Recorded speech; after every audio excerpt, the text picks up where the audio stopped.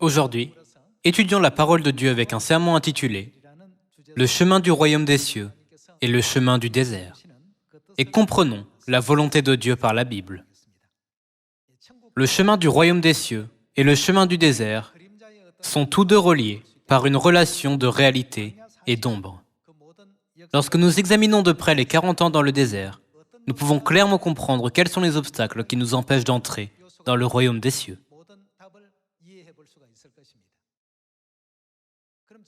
Il y a 3500 ans, par la grâce de Dieu, Moïse a secouru les Israélites et ensuite, ils ont commencé à vivre dans le désert pendant 40 ans. Qu'est-ce qui a été décrit dans la Bible comme un obstacle majeur à l'entrée dans le pays de Canaan pendant les 40 années dans le désert?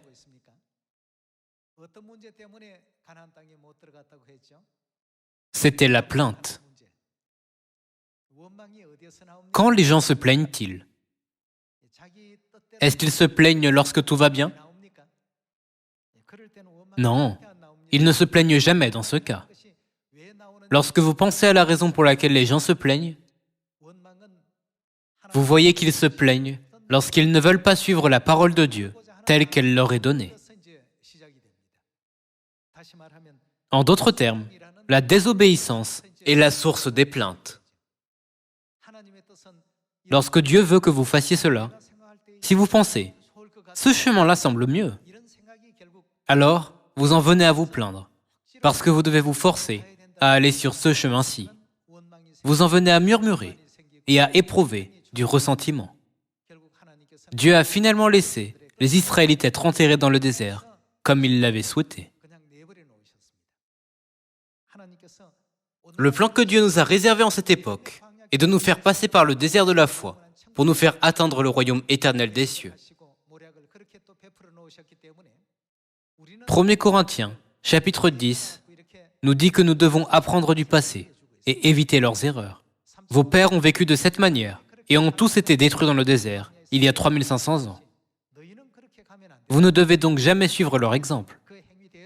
Ne faites pas comme ils l'ont fait. Obéissez complètement à la volonté de Dieu. La Bible nous éclaire sur le fait que nous devons toujours obéir à la volonté de Dieu avec foi.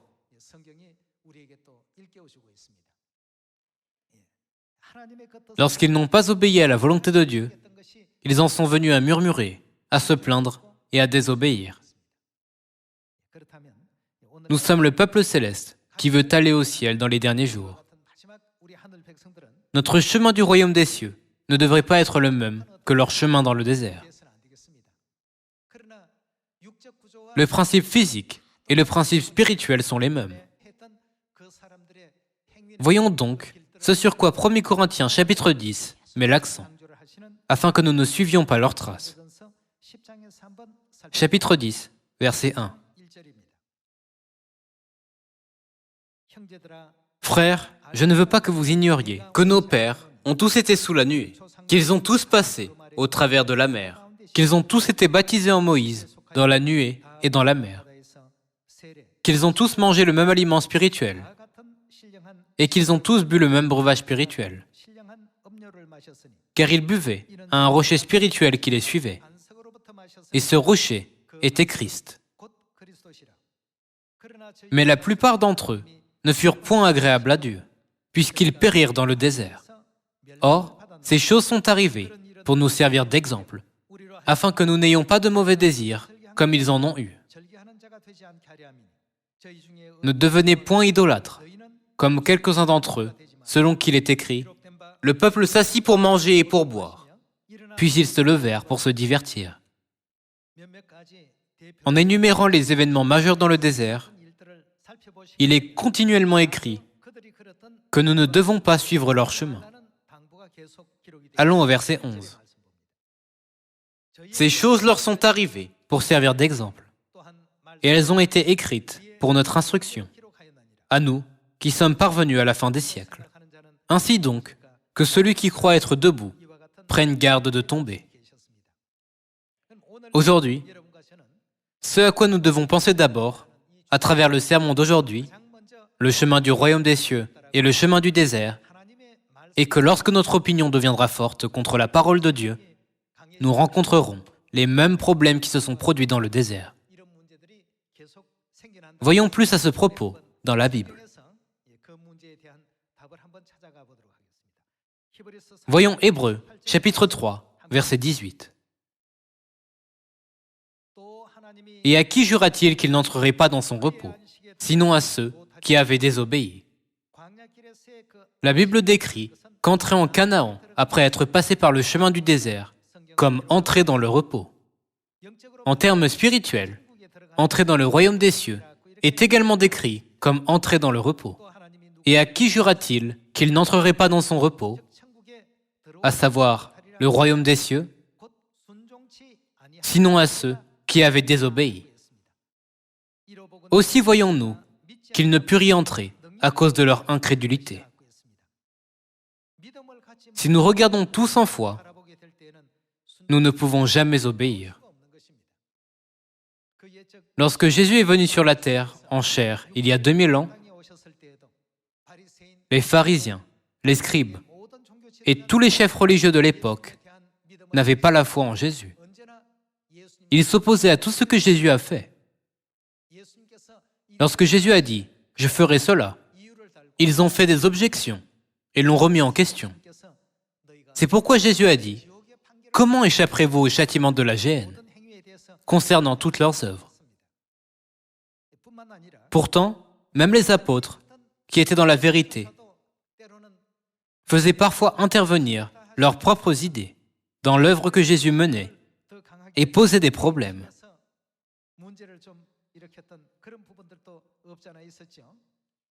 Nous ne devons pas simplement considérer l'histoire comme des événements qui ont eu lieu par le passé.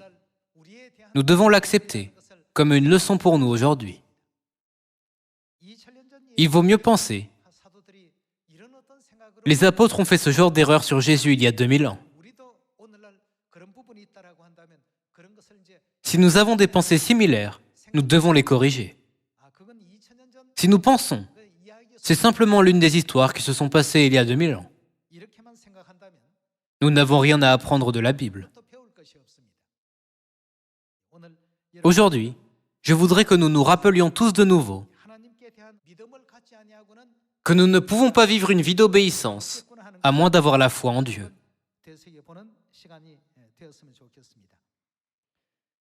Allons à Jean, chapitre 13, verset 1.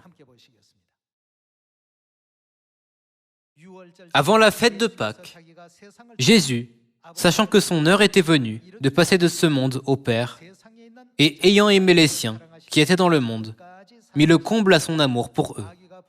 Pendant le souper, alors que le diable avait déjà mis dans le cœur de Judas Iscariote, fils de Simon, le dessein de le livrer, Jésus, qui savait que le Père avait remis toutes choses entre ses mains, qu'il était venu de Dieu et qu'il s'en allait à Dieu, se leva de table, ôta ses vêtements et prit un linge dont il se ceignit. Ensuite, il versa de l'eau dans un bassin et il se mit à laver les pieds des disciples et à les essuyer avec le linge dont il était ceint. Il vint donc à Simon-Pierre et Pierre lui dit « Toi, Seigneur, tu me laves les pieds ?» Sûrement, Pierre a honoré Jésus.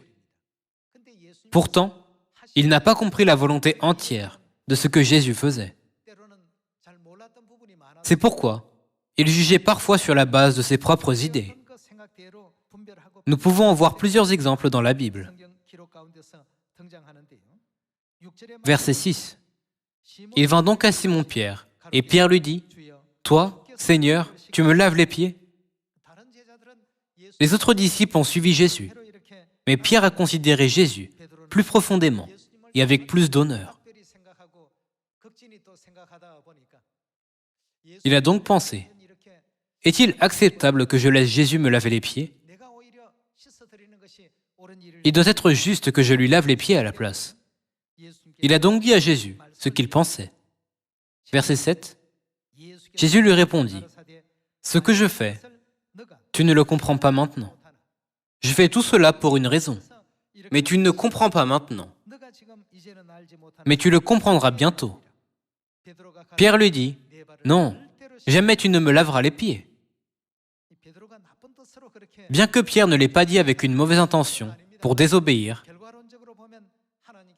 ces paroles ont montré qu'il n'était pas pleinement conscient de la grande volonté de Dieu. Jésus lui répondit, « Si je ne te lave, tu n'auras point... » Quoi ? Tu n'auras point de part avec moi. Puis, Pierre était encore surpris. Pierre ne savait pas combien cela était important. Mais il l'a simplement dit, parce qu'il était désolé que le Seigneur fasse ce que les serviteurs faisaient habituellement.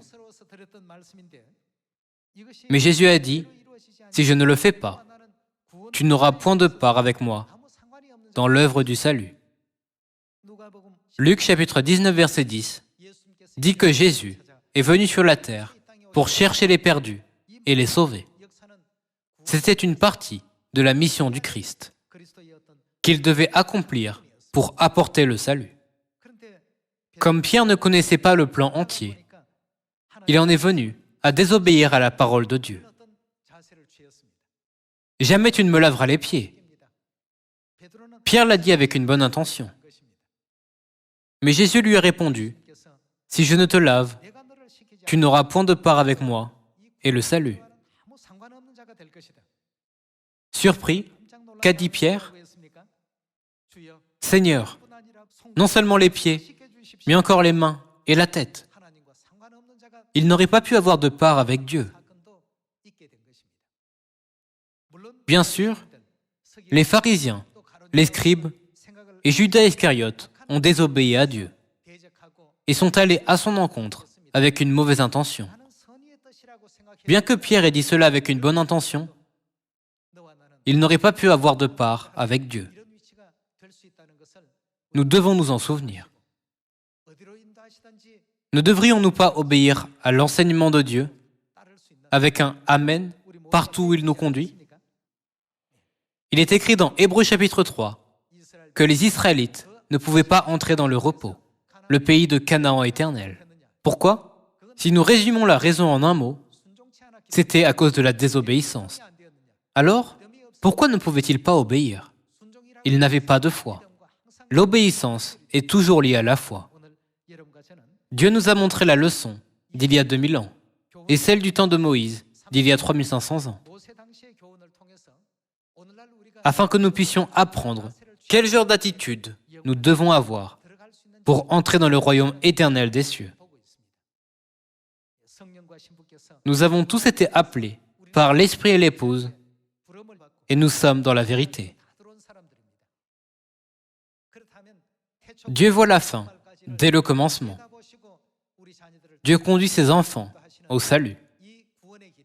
Donc, tous les enfants de Sion doivent comprendre la signification de partout où il va et avoir assez de foi pour suivre Dieu et rester avec Dieu partout où il nous conduit.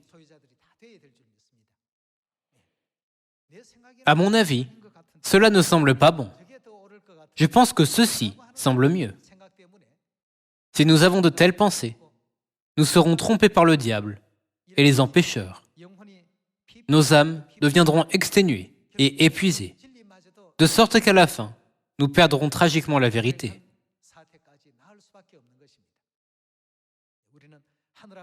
L'apôtre Jean n'a-t-il pas vu la vision selon laquelle nous suivons Père et Mère Céleste partout où ils nous conduisent ? Le chemin du royaume des cieux et le chemin du désert sont les mêmes. L'un est la réalité et l'autre est son ombre. Ce qui s'est passé il y a 3500 ans est une ombre qui nous dit d'éviter un tel chemin lorsque cela se passe en cette dernière époque du Saint-Esprit. Nous étudions de telles parties que Dieu nous a fait savoir à l'avance par la Bible. Allons à Apocalypse, chapitre 14, verset 4. Ce sont ceux qui ne se sont pas souillés avec des femmes, car ils sont vierges. Ils font quoi ? Ils suivent l'agneau partout où il va. Ils ont été rachetés d'entre les hommes, comme des prémices pour Dieu et pour l'agneau. Ils peuvent suivre l'agneau partout où il va, parce qu'ils ont une foi absolue en Christ. Puisqu'ils ont la conviction, ils peuvent s'appuyer sur Dieu, n'est-ce pas? C'est pourquoi il est bon de ne pas faire le travail que l'on nous dit de ne pas faire et de faire le travail que l'on nous dit de faire. L'enseignement de Dieu contient la sainte volonté de Dieu de nous conduire au chemin du royaume des cieux, n'est-ce pas? Voyons Hébreux, chapitre 4, verset 6. Or, puisqu'il est encore réservé à quelques-uns d'y entrer, et que ceux à qui d'abord la promesse a été faite n'y sont pas entrés à cause d'eux. Quoi? Bien qu'ils aient entendu l'évangile en premier, ils n'y sont pas entrés à cause de leur désobéissance. Verset 7. Dieu fixe de nouveau un jour, aujourd'hui, en disant dans David, bien longtemps après, comme il est dit plus haut. Aujourd'hui, si vous entendez sa voix, n'endurcissez pas vos cœurs. Car si Josué leur avait donné le repos, Dieu ne parlerait pas après cela d'un autre jour. Cela explique l'histoire où Josué a conduit les Israélites au pays de Canaan.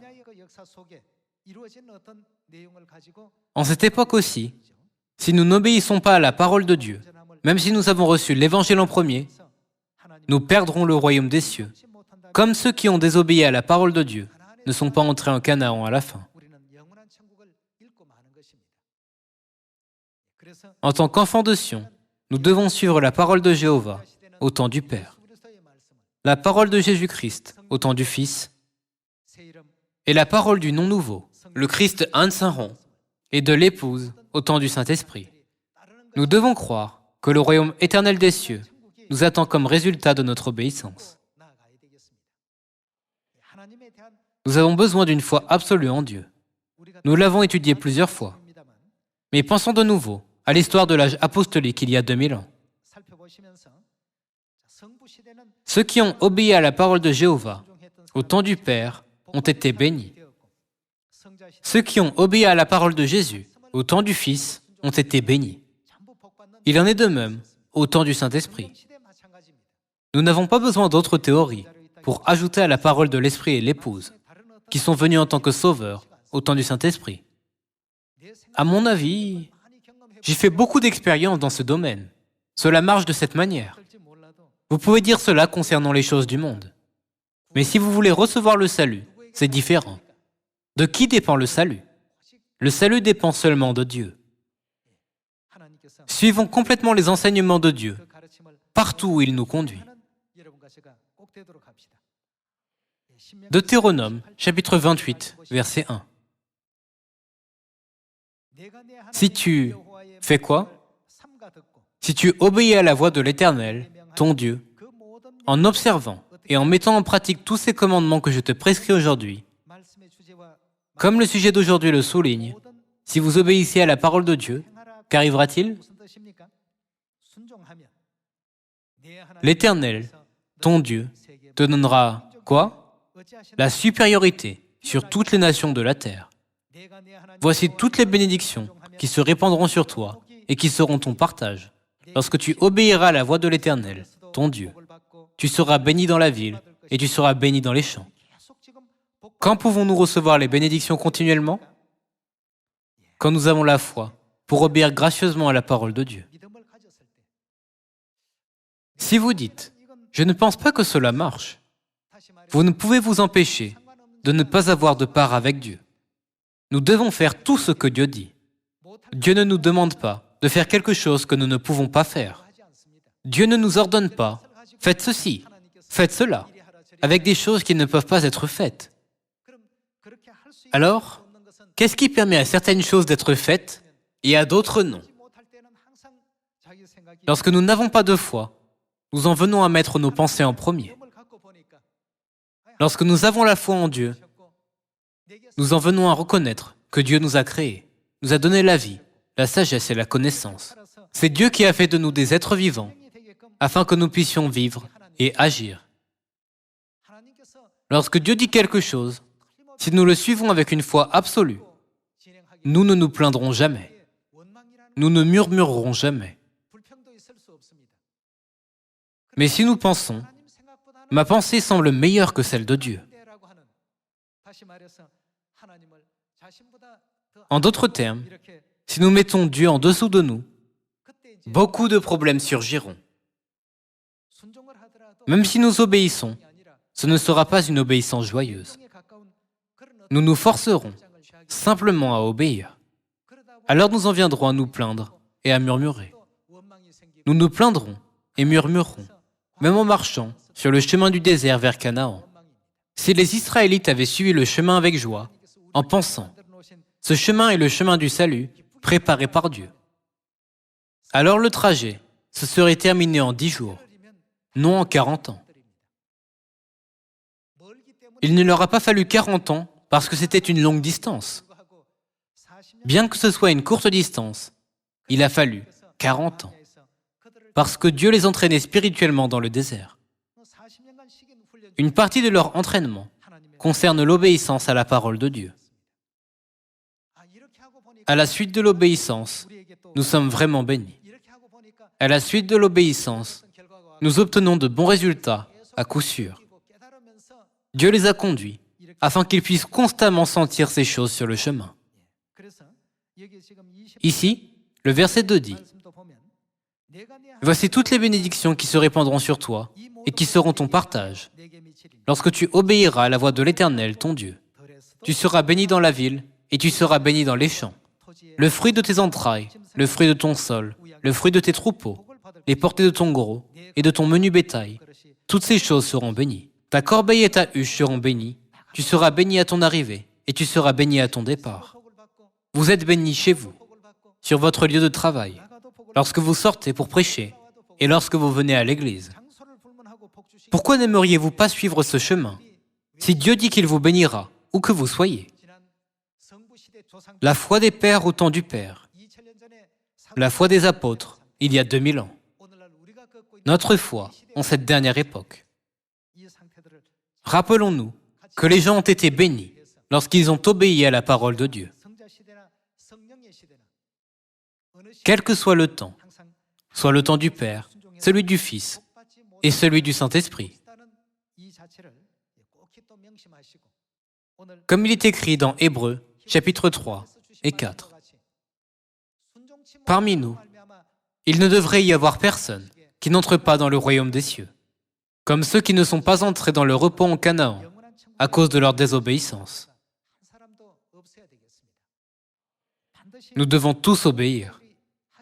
Si vous dites « Je ne peux pas le faire malgré mes efforts », cela veut dire que vous abandonnez le royaume des cieux. Vous pouvez tout faire. Cependant, la raison pour laquelle vous dites ça est que vous ne voulez pas le faire. Vous pouvez sûrement le faire.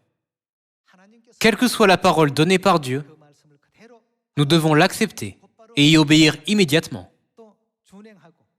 Nous devons la suivre. Le commencement peut être difficile, mais si nous le faisons 1 fois, 2 fois et 3 fois, nous changerons graduellement en tant que peuple de Dieu à la fin. Nous en venons à ressembler à Dieu.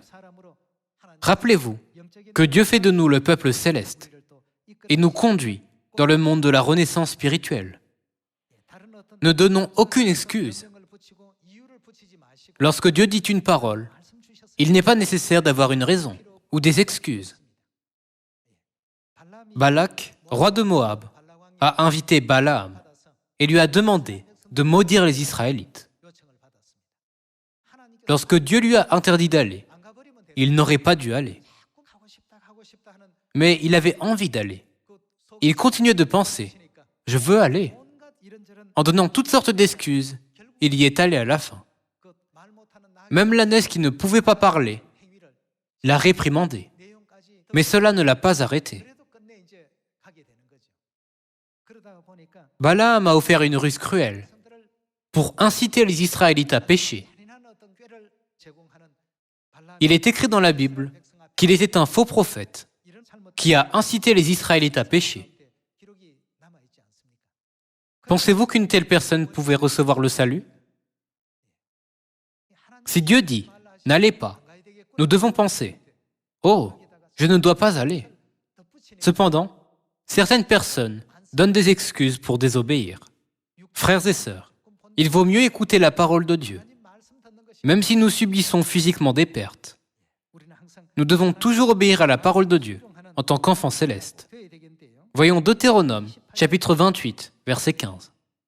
Mais si tu n'obéis point à la voix de l'Éternel, ton Dieu, si tu n'observes pas et ne mets pas en pratique tous ces commandements et toutes ces lois que je te prescris aujourd'hui, voici toutes les malédictions qui feront quoi? Viendront sur toi et qui seront ton partage.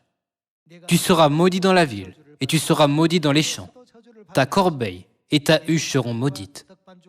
Le fruit de tes entrailles, le fruit de ton sol, les portées de ton gros et de ton menu bétail, toutes ces choses seront maudites.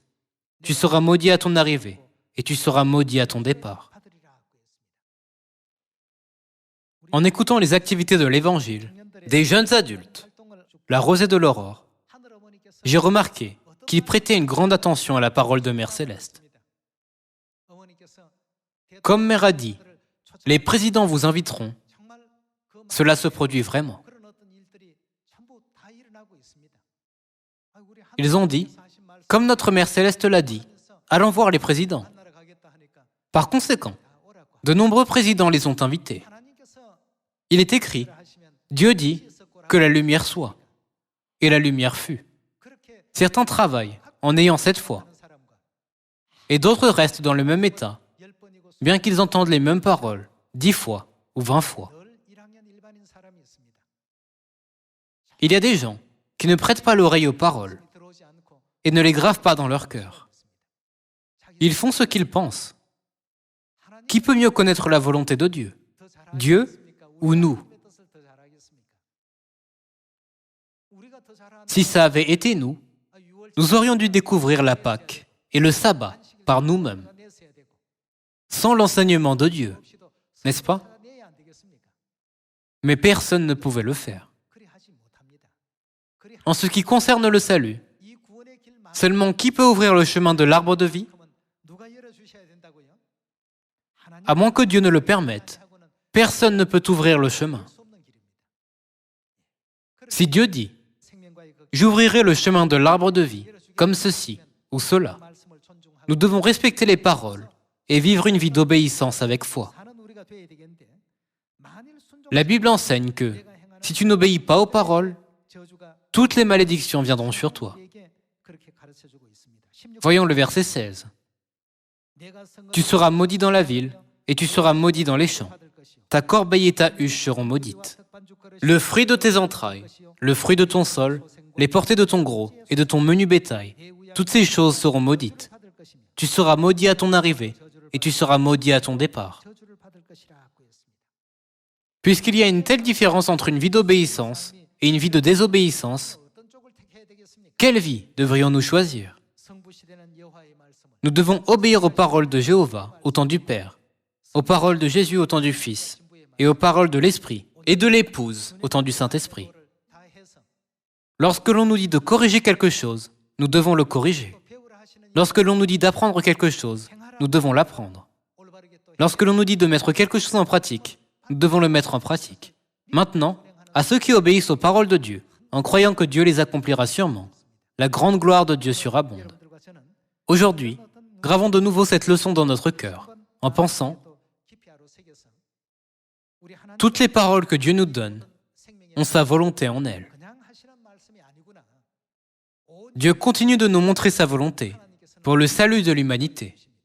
Si notre foi est petite, Dieu nous montre de petites choses. Si elle est grande, il nous montre de grandes choses.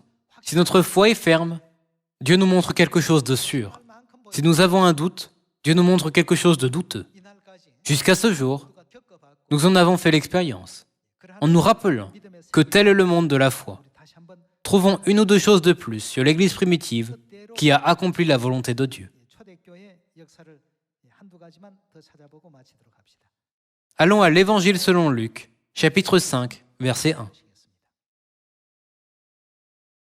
Comme Jésus se trouvait auprès du lac de Génézareth et que la foule se pressait autour de lui pour entendre la parole de Dieu, il vit au bord du lac 2 barques, d'où les pêcheurs étaient descendus pour laver leurs filets.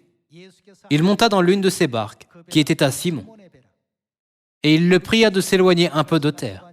Puis il s'assit, et de la barque, il enseignait la foule. Lorsqu'il eut cessé de parler, il dit à Simon, avance en pleine eau et jetez vos filets pour pêcher. Simon lui répondit, « Maître, nous avons travaillé toute la nuit sans rien prendre. Mais, sur ta parole, je jetterai le filet. » L'ayant jeté, ils prirent une grande quantité de poissons, et leur filet se rompait. Ils firent signe à leurs compagnons qui étaient dans l'autre barque de venir les aider. Ils vinrent, et ils remplirent les deux barques, au point qu'elles enfonçaient. Quand il vit cela, Simon-Pierre tomba aux genoux de Jésus et dit, « Seigneur, retire-toi de moi, parce que je suis un homme pécheur. » Car l'épouvante l'avait saisi, lui et tous ceux qui étaient avec lui, à cause de la pêche qu'ils avaient faite. Il en était de même de Jacques et de Jean, fils de Zébédée, les associés de Simon. Alors Jésus dit à Simon, « Ne crains point, désormais tu seras pêcheur d'hommes. » Et, ayant ramené les barques à terre, ils laissèrent tout et le suivirent. Grâce à un seul acte d'obéissance, Dieu leur a montré ce résultat étonnant, n'est-ce pas? En vivant aujourd'hui, les gens peuvent regarder Dieu. À travers ce don, ils ont fait l'expérience. C'est tellement pitoyable. Il y a environ 2000 ans, les Juifs et les pharisiens ont regardé Jésus avec des connaissances basées sur leurs propres expériences. C'est pourquoi ils ont pris des pierres pour le lapider, bien que Jésus leur ait fait connaître qui il est, en disant « Je suis Dieu » dans Jean chapitre 10, verset 30. Cependant, Pierre a regardé Jésus avec foi. Lorsque Jésus a dit « Ne voulez-vous pas aussi vous en aller ?» Qu'a-t-il dit? « À qui irions-nous? Tu as les paroles de la vie éternelle. » Il vivait une vie d'obéissance absolue aux paroles de Jésus, n'est-ce pas? Lorsqu'on lui a dit d'avancer en pleine eau et de jeter les filets, il l'a fait, en disant « Sur ta parole, je jetterai le filet. » Bien qu'il ait travaillé toute la nuit et qu'il soit tellement épuisé, grâce à un seul acte d'obéissance, un tel résultat étonnant a été apporté. Nous devrions réaliser pourquoi un tel événement est décrit dans la Bible. Au temps du Père, il y avait des gens obéissants, comme Abraham et Noé. Noé exécuta tout ce que Dieu lui avait ordonné. J'aime ce verset. Comment pouvait-il amener des éléphants dans l'arche? Et des lions et des léopards féroces? Il a exécuté tout ce que Dieu lui avait ordonné avec une telle obéissance.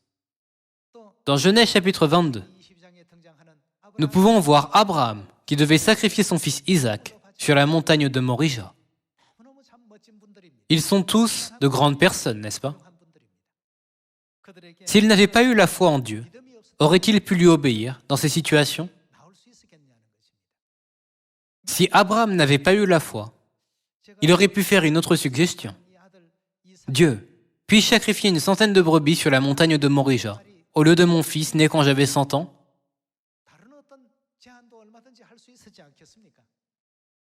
S'il l'avait fait, quel genre de vie pensez-vous qu'Abraham aurait vécu depuis lors? Aurait-il pu continuer de vivre la vie de foi en Dieu? Pas du tout. En voyant la grandeur de l'obéissance d'Abraham, nous pouvons également voir à quel point sa foi est grande. La raison pour laquelle Noé est considéré comme un grand homme n'est pas pour un grand acte, mais pendant longtemps, il a fait des efforts pour obéir aux paroles de Dieu sans abandonner.